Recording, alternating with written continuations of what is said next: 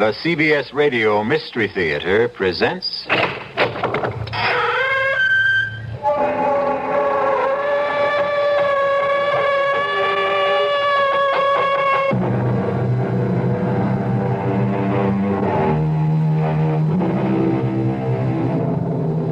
Come in.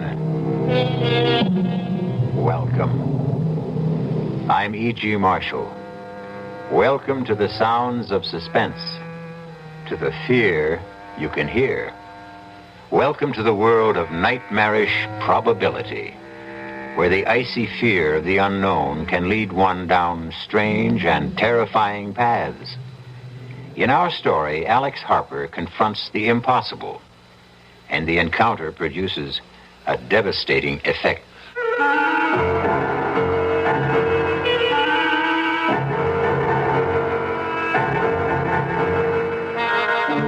Our mystery drama, The Edge of Death, was written especially for the Mystery Theater by Saul Panitz and stars Patrick O'Neill.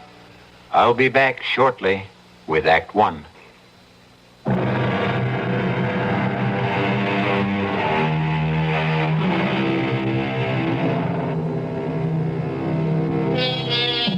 Meet Alex Harper, farmer.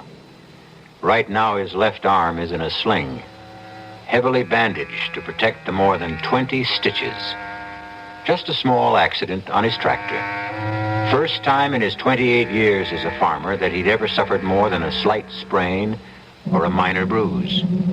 It is a late August morning, an unreal sky, so blue it almost hurts the eyes to look at it. Even now, there is a promise that the cool dampness of the morning will soon yield to the stifling heat of the prairie sun. No matter what you say, I still don't think I ought to leave you alone. Who said I'm alone? You hear what Judy said, huh, Ace? Can't you be serious for a second? Only because I think you should go. Now, we've been over this a dozen times. If something was to happen, I'd never forgive myself. Oh, what if the sky fell down, Chicken Little? Well, your arm, it hurts, doesn't it? Did I say so? Oh, whenever you get this way, sarcastic, you're covering up. You can't fool me. Take another pill. Another one, and I'll be going around like a zombie. Oh, and I'll ask Doc Stevenson if he can give you something else. But I don't want something else. Now, you go on, get your annual checkup, do a little shopping if you like. But I still think I ought to be here. After last night... Oh, boy, last night again. I am not a hysterical woman. I didn't say you were. Well, you thought so. Well, you get me up out of a sound sleep and insist that there are lights and noises. I know, I heard something last night. It wasn't a rabbit or a deer. There was a flashing light. I'm not an idiot, and I haven't got that good imagination to make it all up. And now I'll go.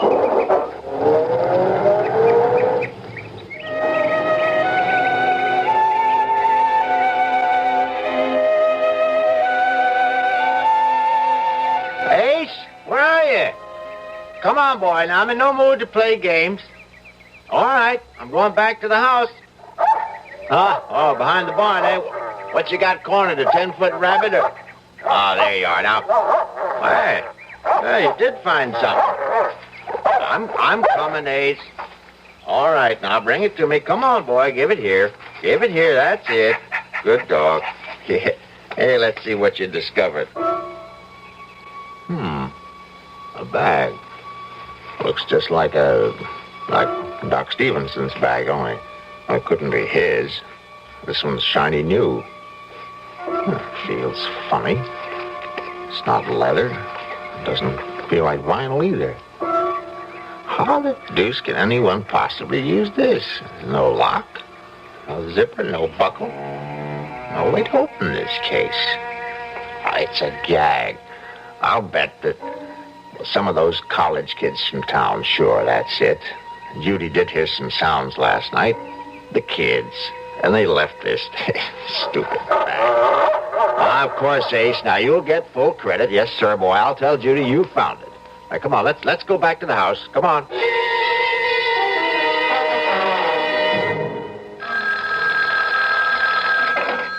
That you, Alex? Doc, hello. How's the arm? Not bad. Now, when are you going to take the stitches out? One of these days. Now, don't rush it. That's a mighty bad tear. Will you level with me? Shoot.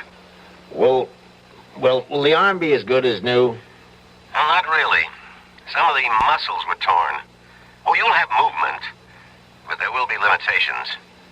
You were lucky that it's the left and not the right. Yeah, lucky. And you'll end up with a beautiful scar. Say, Doc, is Judy still there? She left about 30 minutes ago. Did she check out okay? Well, there are some tests that will take a few days. But from what you could see, Well, that's the real reason I called, Alex. there is something? There is. Well, not serious. Yes and no. Oh, what the devil does that mean? Well, it's your heart. And before you jump to conclusions, listen. If she watches herself, obeys a special diet, there's no reason why she shouldn't live a normal span of life. Did you tell her? Well, only that it's a rather common condition that can be controlled. She's not alarmed, and she needn't be. Now, I mean this, Alex. I've seen patients like her do almost everything they used to do and go on and on. Almost. Oh, Doc, last time you dropped by, let's see, that must have been at least a week ago. No more like 10 days. By any chance, did you leave something out here? Hmm? You aren't missing one of your black bags. Huh. I've only got one bag. What are you talking about? Nothing. Doc, I think I hear Judy. Yeah, it is. Hey, she's driving kind of funny. I better hang up, Doc.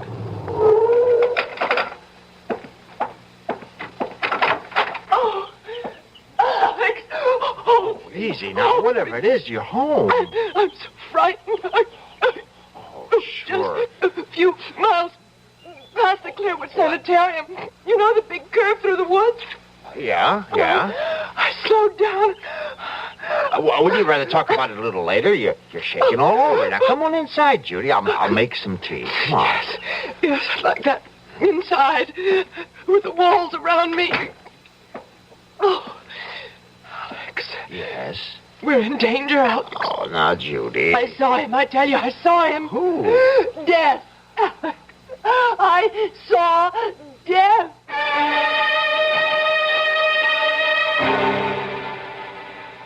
You feel better now? Yes. Look, I can hold my hands out and they don't shake anymore. Now, maybe I ought to call the doc anyway. I guess you must think Oh, Alex.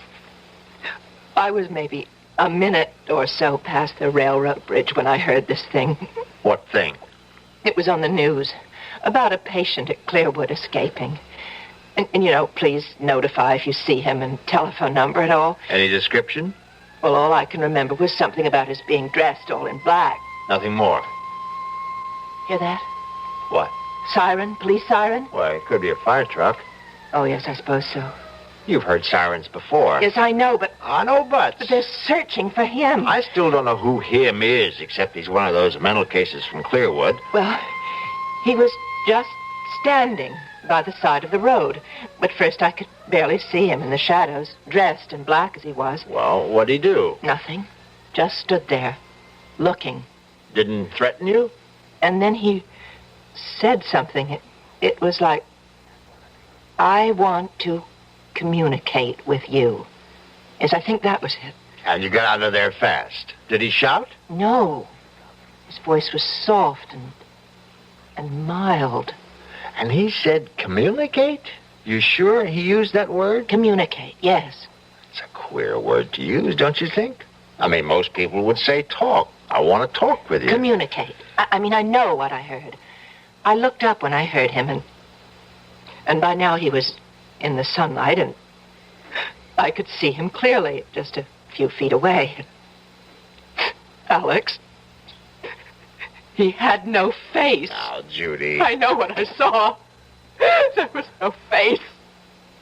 I'm not hysterical, and I saw him. Now, if you say so. Oh, why don't you believe me? Because I can't conceive of anyone without a face, that's why.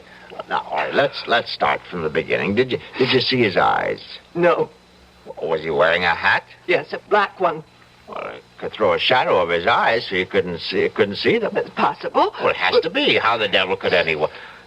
He could have been in an accident, surgery. But how would he... All right, let's go on. Now, what about his nose? No, I didn't see any. could be the hat again. Mouth? His mouth, Judy. You see, if the sun was hitting over his shoulder, then there'd be a shadow from his hat. In that case, the mystery's over. You're trying to make me feel like a fool. I don't care what you or anyone else thinks, but I saw a man with no face. So you can know what you can do with your theory about the sun and the shadows. I don't know about flying saucers, and I don't take pills, and I don't smoke pot or whatever they call it. And I'm not crazy in imagining things. For your information, Alex, my eyes are still 20/20, and they saw, oh, God help me, a man without a face.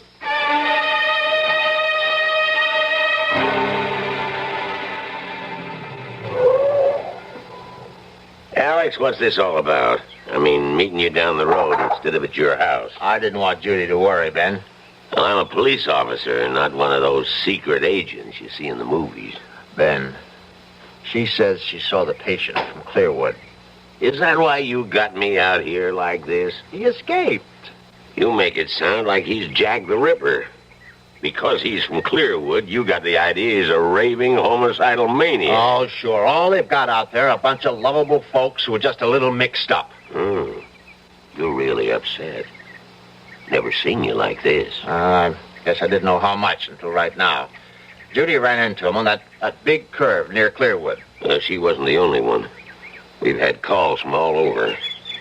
Funny, you get sober citizens see him at the same time, and miles apart, and dress different. Happens every time. Take a hot day, mix in a little imagination. And this was real. Of course it was. Ben, Judy's not... she's not the type. Now take my word for it, Alex. Every time something like this happens... Naturally, they're doing something about it, like cruising the highways, enjoying the scenery. I'll give him credit for enough brains to hide out. Oh, I suppose you want police officers out in the field? That's where they ought to be. Sure. We'll hire a couple of hundred extra. Won't that make the taxpayers jump for joy? Come here. What for? Now, come here. I won't bite. I want you to hear this. This is 5. This is 5. Receiving 5. That you, Ben? Over. Look up something for me, will you? Over. Go ahead. Over. How many identifications we got on the Clearwood thing? Give me a second. Here it is. Ben, we got 12 so far. Over. Hear that, Alex? 12. Everyone's a positive, too. Point blank range. Over. What's the spread? Over. This'll kill you. Nearest one is 2 miles. Longest is over 30. Over. See, Alex? Everybody sees what he wants to see. You still with me? Over.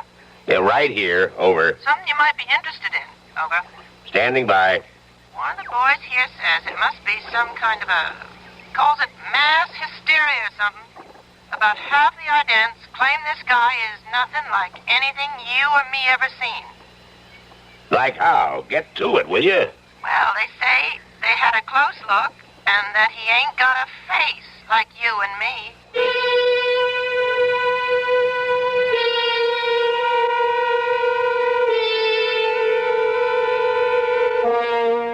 A man without a face. Judy is not the only one. But think for a moment. In this last part of the 20th century, and its attendant wonders and discoveries, what is true and what is unreal? Is there anything no longer possible? Is there? I'll be back shortly with Act 2.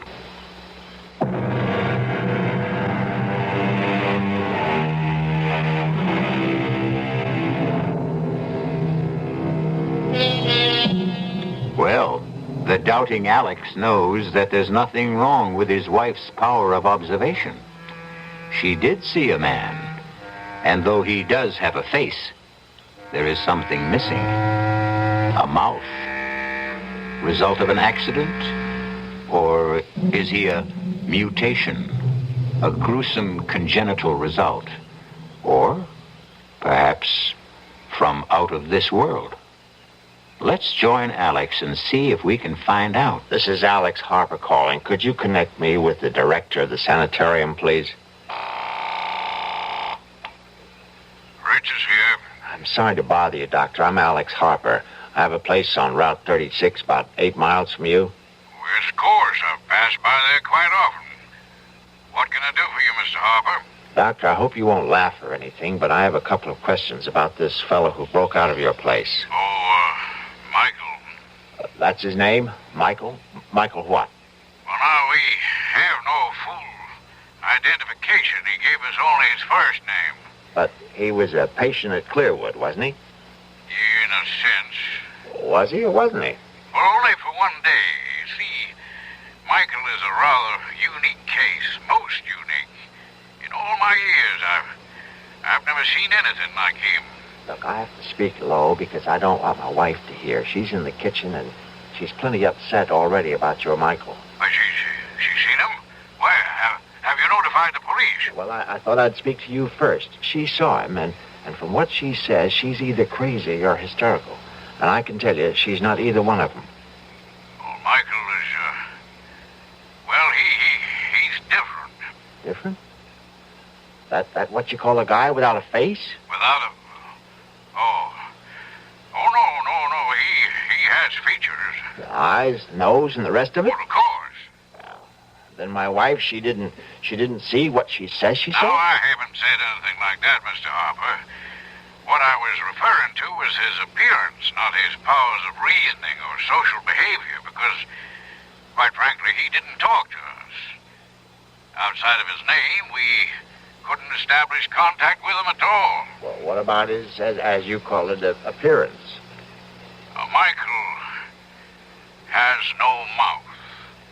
From what we can tell, he was born without a mouth. We don't know how he communicates, or if he does at all, or how he manages to ingest food. Truth is, he wrote his name on a scrap of paper. You see, Michael may be something quite new to our world, Mr. Harper. Perhaps one of a kind. Maybe he's, what's the word I'm hunting for? Mutation? Yeah, that's it. I hope to God that he is what he appears to be. A freak. A one-time thing. But suppose he's only the first, the beginning of perhaps a new kind of man.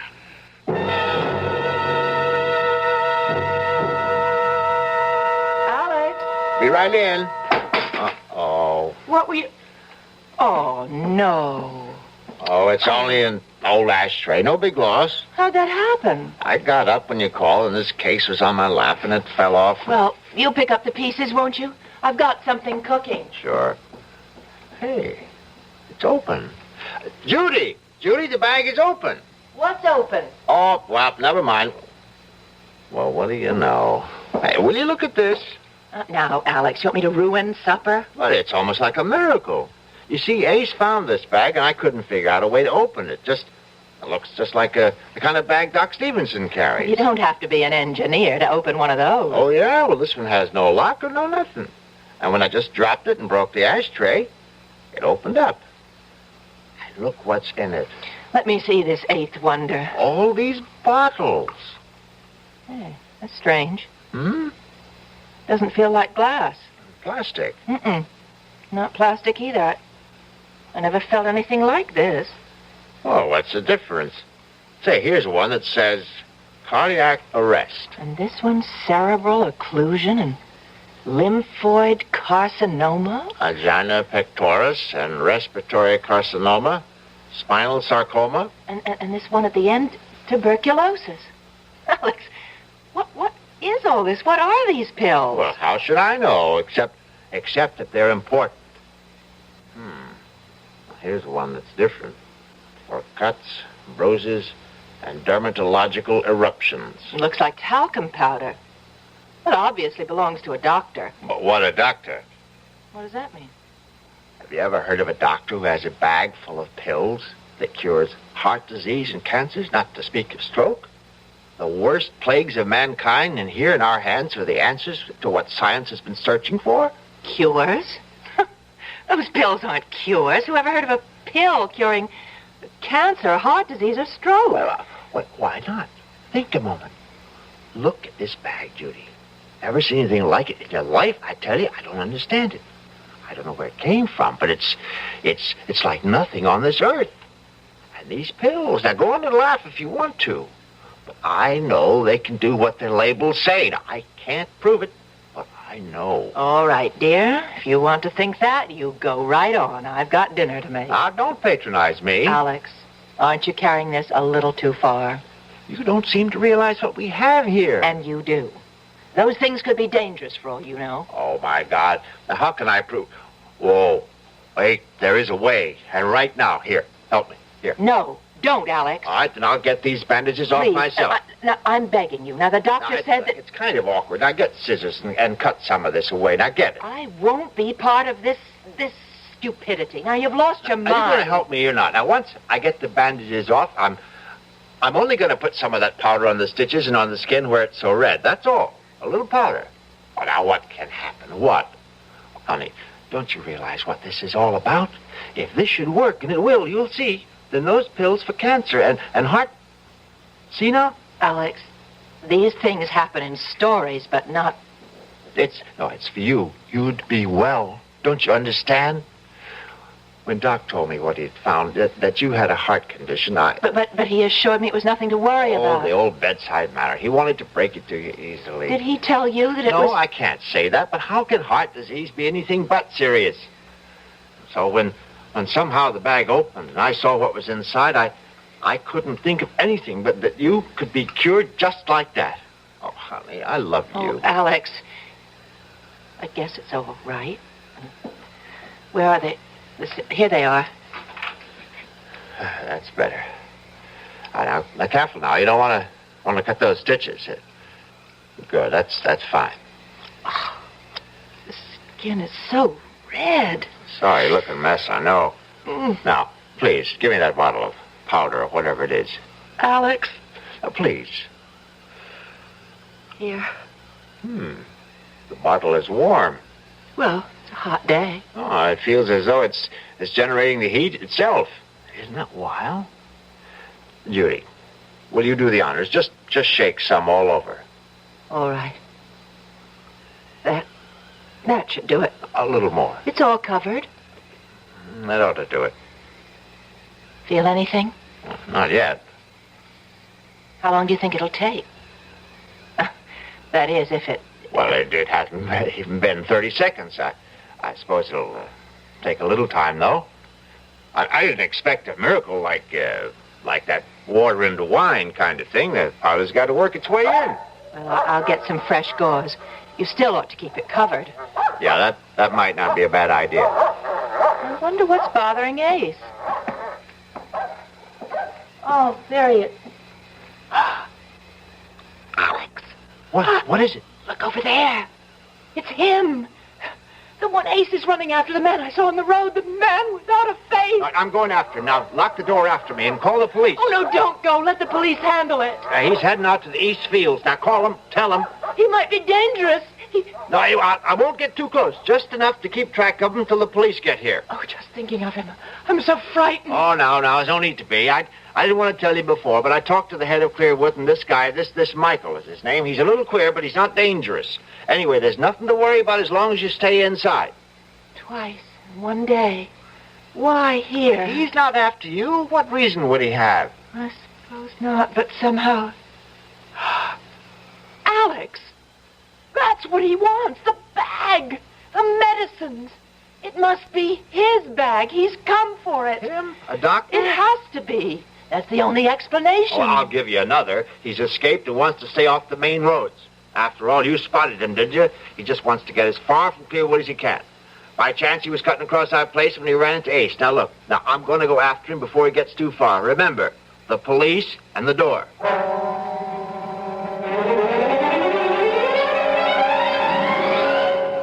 Now, don't get your dander up, Alex. We've known each other too long for that. Now, you just show me again where you saw this feller last. Ben, I know that a good cop ought to be skeptical, but by God, I saw him run under that tree, then up and over that fence. Now, why would I lie? I don't mean to make out that you did any such thing. It's just so darn queer. Huh? Well, look for yourself. Look at what? That's it. Nothing to see. Oh, come on now. Let's stop this rustic routine. No footprints. Prince? Feel the ground. Soft, isn't it? So it's soft. And where are the prints? You say he was running? Yeah, with Ace right behind him. A man running puts down a mighty heavy print. Heavier than if he was walking. He could have gone across these rocks. Could have. But nobody could jump from rock to rock.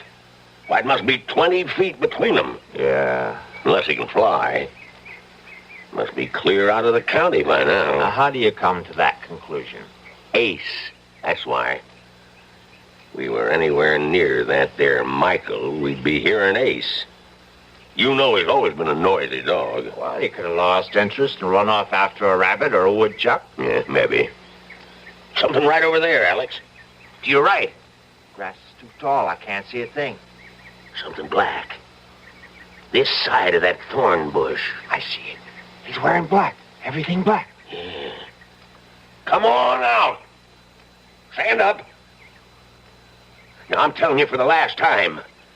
Put up your hands and come out. Now, I'm going to fire a shot in the air, and if that doesn't fetch you, I'll put the next one into you. Ben, I don't think he's coming out. You won't shoot, will you? Just you watch. But he isn't armed. How do you know that? Well, if he was, he could have cut you down. Standing up, you make a beautiful target. You got something there. I'm going in. I got an idea. He's so scared he can't move. Now, don't be stupid. Come back. Oh, my God. Of all the stupid things... Oh, it's Ace, our dog. He's dead. Yeah. Gee, I'm sorry. Oh, there isn't a mark on him. Look at his face. Oh, it's horrible. If I didn't know better, I'd say that something scared that dog to death.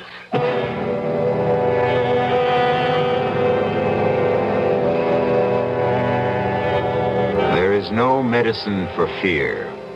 The icy chill that reaches out with frigid fingers to clutch the heart.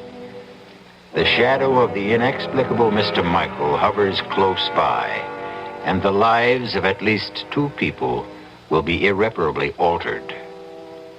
We'll find out how when I return shortly with Act 3.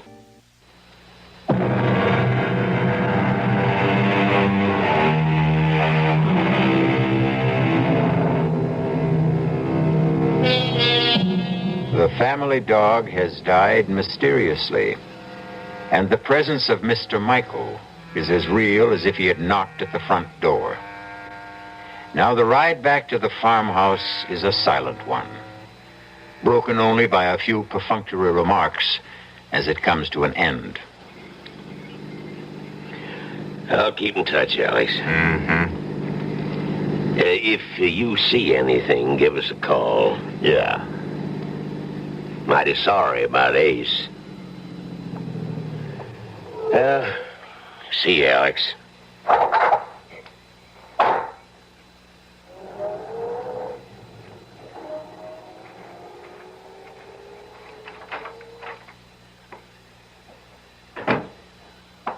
You okay? Okay. Is that Ben in the police car? Yeah, it's Ben. Oh, you should have invited him in. I guess so. I just didn't think. Judy. Did he get away? The man who... Oh, Ben thinks he's out of the county. Oh, I hope so. Judy, we were following Ace. Alex, And look at it. It's the miracle you were talking I met about. Ben and we were over in the Call North the doctor. Field. He'll drop everything and come out when you tell him. And I was the one who didn't believe. I don't understand you. I thought you'd be jumping up and down because what you said would happen did. I'm so happy for you. Huh? Don't you hear me? Alex, look at your arm, your left arm. My God in heaven. I didn't believe it. Oh, what an idiot I was. Talcum powder. You want to know the truth?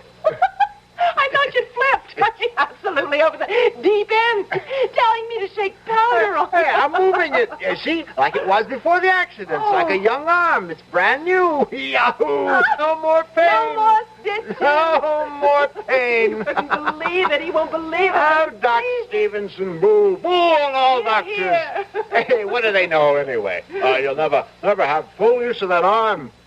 However, if you followed my advice, you'll think I borrowed another arm. Look, not a single scar. It looks like the skin was never even scratched. Oh, it's so wonderful. Oh, and I love you.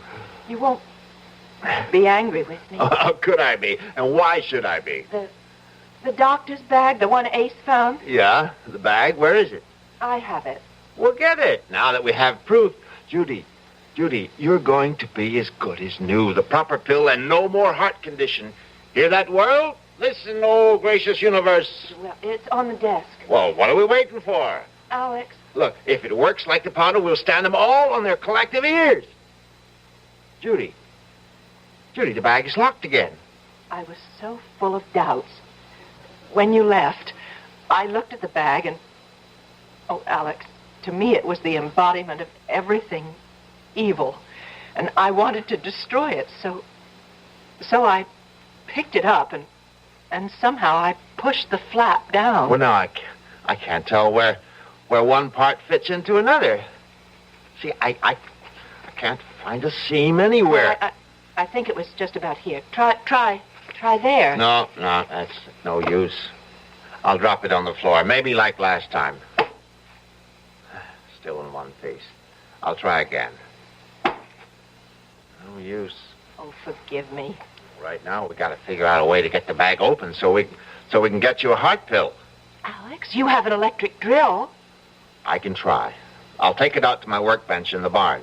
Well, why not wait until morning? It's getting dark now. No time like the present. Now, give me a shout when dinner's ready. If I'm lucky, I may be back before then. I'll get this thing open if I have to use dynamite. Oh, here goes.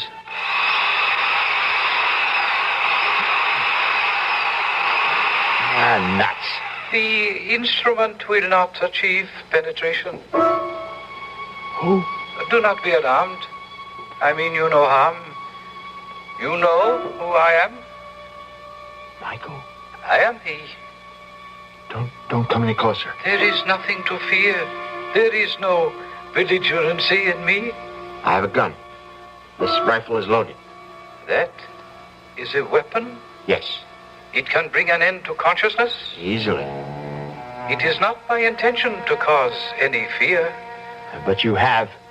You killed my dog today. The creature threatened me, and I did not intend to. I did not realize how weak it was. A simple mental probe, and I regret the occurrence. Haven't you ever seen a dog before? They are images in books and pictures. There are no dogs or animals where you come from? There is barely enough room for the higher forms of life. We have never learned to curb our reproductive powers, it seems. Well, where is this place you come from? This is Earth, the third planet from the sun, I think. I know. It is my home, too. Oh, that can't be. I exist, but not of your time. Not of my time? Time runs on. There is a past, a present, and a future. The threads are simultaneous.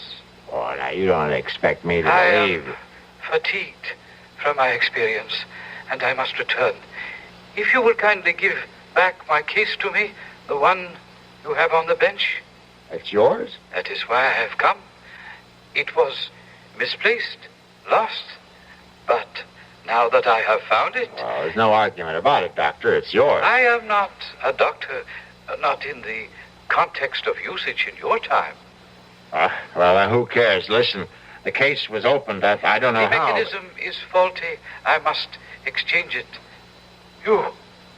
You did not utilize any of the contents. Well, only some of the powder in the bottle labeled... Yes, I am aware. Well, he did a fantastic job with my arm. Look at it. Look at it, Michael. Would you believe that only a few hours ago it was a I match? am well aware of the powers inherent in the powder. But now, please, give me the case. You cannot open it, for the key is in my hands alone. I stay back. I must open it once more, or you will. I've got to have something from it. Comprehend this. My time is far in your future. The compounds are of another time, different metabolisms. Evolution has caused basic changes. But the powder worked on me. It is probably the single exception. I don't believe you. Look, I'll give you anything. Money. How much do you want to open it? I shall prove my point to you. You must be aware of the differences in our physiognomies. You mean your face? Exactly. The lack of an aperture above the jawbone. You call it a mouth. Have you wondered then how we are communicating? I have no mouth, for we ingest our nourishment through an osmotic process unknown to you. And if I have no mouth, then how do we communicate? Well, You are moving your mouth, and I hear. I, on the other hand, send my thoughts to you through my mind. You see this is so? Yes. Think of it in this manner. I am you in a distant time. You should be able to comprehend then that medicinal compounds of my time may not be of benefit in yours. The differences in us are too great. But my arm. You were lucky to have chosen that particular container. My wife will die unless she has a pill. Just one pill. I have explained why you cannot have a pill. Open that bag or I'll kill you. Now, I mean it. My demise will not help you. Comprehend. An unusual accident took place. A time warp misfunctioned, and I found myself in your time. The accident must have disturbed my balance, and I wandered from this place, leaving my case behind. We have communicated sufficiently. I feel joyous that your infirmity responded to the powder, but I cannot allow you to maintain possession of the case any longer. Stop. I took a vow to protect it with my life. I must fulfill that vow. Give it to me. That'll hold you for a while. You don't realize it, but you told me how to open this. You said the key is in your hands. It'll open to your handprints. Now your right hand on the bag. Oh, nothing. Well, maybe both at once. There. I'll try one on each side. Yes, I've got it. Judy, it's open.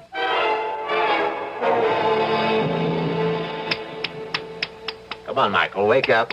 Come on, you're okay. A piece of ice on your cheek should help.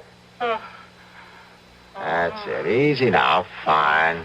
But How do you feel? I thought your aim was to extinguish me. No. I only wanted one of those heart attack pills.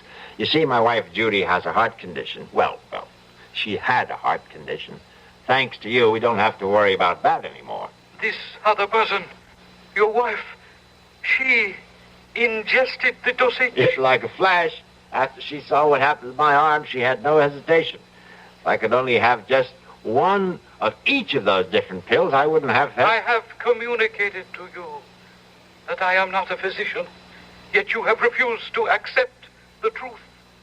You insist I am practiced in medicine because I possess a case apparently similar to physicians of this time era. Well, you can't blame me for thinking that. You will not communicate. You will listen. You poor man. Poor individual. Let me inform you of my profession. I am proudly the highest ranking exterminator. Exterminator? Precisely. I communicated earlier that in my era there is barely enough room for all who inhabit the planet. Therefore, exterminators trained to eliminate painlessly and quickly. Oh, no. The pills as you refer to the compounds, are each a dose of death. The case is full of death. The tools of my trade. Oh, no. All except the container of first aid powder which I keep for my personal needs. Fortunately for you are now thoroughly healed down. But the rest... But the labels, the tuberculosis, the heart attack, cancer... The compounds act within a matter of minutes, bringing death, of course. Instead of resorting to the crude murders of earlier, more primitive eras, it is more comforting for the family to report that one of its members has died of cancer, heart disease, or any one of a dozen other diseases. Murder. Elimination. Murder. My case, please. You must have an antidote. If you make a mistake, there must be some way you... are not committed. I am sorry for your bereavement. I shall depart. Be assured, there was no pain. No.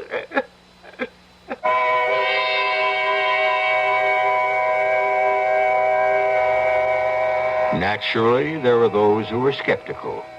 A man from another time who conversed through telepathic means? Much too fantastic. Alex Harper would look with infinitely sad eyes and agree that it was too much to expect anyone to believe his story. Except for one thing. And he would bare his left arm. "Explain this," he would say. "And if you can, I will agree that I dreamed the entire nightmare." I'll be back shortly.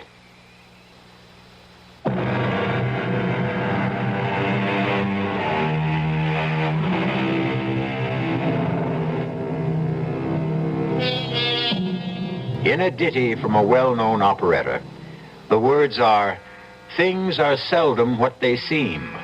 Skim milk masquerades as cream." And as you have just heard, words alone may tell only part of the real story. But for stories guaranteed to increase your pulse beat, my suggestion is the Radio Mystery Theater. Our cast included Patrick O'Neill, Marion Seldes, Ian Martin, and Leon Janney. The entire production was under the direction of Hyman Brown. This is E.G. Marshall inviting you to return to our Mystery Theater for another adventure in the macabre. Until next time, pleasant dreams.